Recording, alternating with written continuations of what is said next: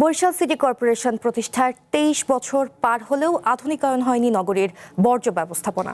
সময়ের ব্যবধানে একাধিকবার বদলেছে মেয়র ও প্রশাসক, তবুও স্থানান্তরিত হয়নি কাউনিয়া হাউজিং এলাকার ময়লার ভাগাড়। প্রতিদিনের প্রায় ২৫০ টন বর্জ্য ফেলা হচ্ছে এলাকার আবাসিক এলাকায়, উন্মুক্ত ডাম্পিং স্টেশনে।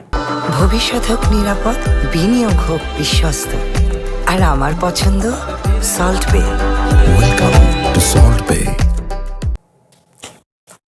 প্রথম শ্রেণীর পৌরসভা থেকে সিটি কর্পোরেশনে উন্নীত হয়েছে ২ দশকের বেশি সময় আগে। ৫৮ বর্গ কিলোমিটার আয়তনের এই নগরীতে লোক সংখ্যা বাড়লেও হয়নি বর্জ্য ব্যবস্থাপনার আধুনিকায়ন। অভিযোগ রয়েছে ২০০৩ সালে পৌরসভা থেকে সিটি কর্পোরেশন হবার পরে মাস্টার প্ল্যান ছাড়াই ময়লা ফেলার জন্য বেছে নেওয়া হয় কাউনিয়া হাউজিং, সাপানিয়া ও মতাসার এলাকার প্রায় ৭ একর জমি। প্রতিদিন ক্লিনিক্যাল, প্লাস্টিক, ইলেকট্রনিক্স ও গৃহস্থালির ২৫০ মেট্রিক টন বর্জ্য ফেলা হয় এখানে। ফলে এখন এলাকাটির নাম হয়েছে ময়লাখোলা। গাড়ি করে চালাই, গন্ধে যাইতে পারি না। ময়লা খেলার কারণে আমাদের ছেলেবেলে শিক্ষার ব্যাঘাত ঘটে। ময়লাখোলার আশপাশে অন্তত ৪,৫০০ পরিবার বসবাস করে। অনতি দূরেই আছে ২টি সরকারি প্রাথমিক বিদ্যালয়, ২টি মাধ্যমিক বিদ্যালয়, একটি কলেজ সহ অন্তত ৯টি শিক্ষা প্রতিষ্ঠান এবং ১০ থেকে ১২টি মসজিদ। রয়েছে বরিশাল মেট্রোপলিটন কাউনিয়া থানা, কাউনিয়া হাউজিং প্রকল্প। ময়লা ছাড়া আশপাশের মানুষজন অনেক ক্ষয়ক্ষতি হয়। ময়লা ছাড়া গ্রান অনেক স্কুল কলেজে পোলাপান বাচ্চা কাচ্চারা যায়, তাদের নাক চেপে যাইতে হয়। আমাকে তো অভ্যেস হয়েছে বাবা, এই যে মনে করো সামনে কুত্তো মরা পাই, বিলাই মরা দিহি, এই আগে আমরা খাই বাবা, চলাফেরাও করি, অনেক লোকের তো কোনো অসুবিধা আছে। উন্মুক্ত ডাম্পিং স্টেশনে বর্জ্য ফেলার কারণে আশপাশের বাসিন্দাদের জীবন দুর্বিষহ হয়ে উঠেছে।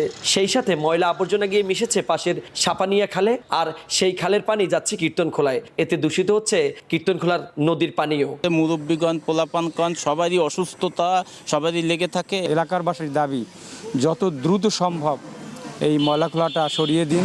বিগত একাধিক মেয়র ও প্রশাসক ভাগার অপসারণ বা আধুনিকায়নের প্রতিশ্রুতি দিলেও বাস্তবায়ন না করায় ক্ষুব্ধ এলাকাবাসী। বর্জ্য ব্যবস্থাপনায় যে দীর্ঘদিনের অনীহা এবং বিশেষ করে সংশ্লিষ্ট কর্তৃপক্ষের অবহেলা, আমরা মনে করি এর সমাধান হওয়া উচিত। ময়লা থেকে কিভাবে সম্পদে রূপান্তরিত করা যায় সে লক্ষ্যে কাজ করছে সিটি কর্পোরেশন। সেই সাথে ডাম্পিং স্টেশন নগরীর বাইরে স্থানান্তরের চেষ্টা চলছে বলে জানান সিটি প্রশাসক।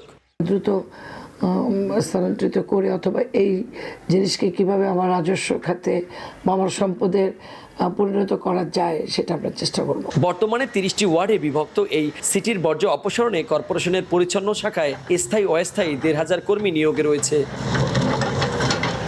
Ariful Islam, one news, Barishal.